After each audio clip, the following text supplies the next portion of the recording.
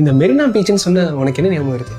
மெரினா பீச்சோட சில்லுன்னு காத்து, சூடா சுண்டல், சூடா கார்னு, பஜ்ஜி, மீன் வறுவல், இதெல்லாம் தான். உனக்கு? எனக்கு இதெல்லாம் தான் ஞாபகம் வரும். ஆனால் இது இல்லாமல் இந்த கிளி ஜோசியம் சொல்கிற அண்ணா, இந்த பாசிமணி விற்கிற அக்கா, அது இல்லாமல் இந்த மெரினாவையே வாழ்வாதாரமாக வச்சிருக்கிற பல பேர், இவங்கெல்லாம் அந்த வெயில் மழையில் எங்கே தங்குவாங்க? நமக்கு இருக்கிற 1008 வேலையில் இதை பற்றி யோசிக்கிறதே இல்லைல்ல நம்மளாம். ஆனா நம்ம சென்னை மாநகராட்சி அப்படி இல்லை. இதுக்காகவே ஒரு சரியான தீர்வும் கொண்டு வந்திருக்காங்க. அது செயல்படுத்தியும் காமிச்சிருக்காங்க. தீர்வா? என்ன தீர்வு? வீடற்றவர்களுக்காக இரவு நேர காப்பகம் திட்டம். இரவு நேர காப்பகமா? அங்க அப்படி என்ன வசதி இருக்கு? முதல்ல சேஃபா இருக்குமா?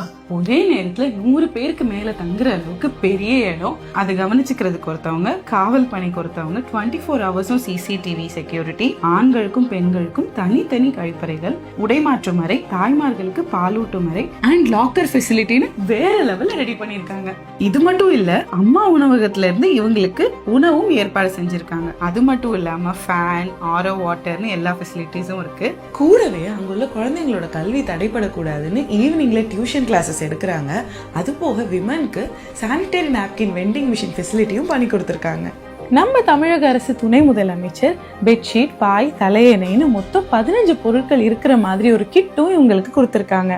இந்த காப்பகத்தை டிசம்பர் 22ஆம் தேதி நம்மளோட துணை முதலமைச்சர் திறந்தும் வச்சுட்டாங்க.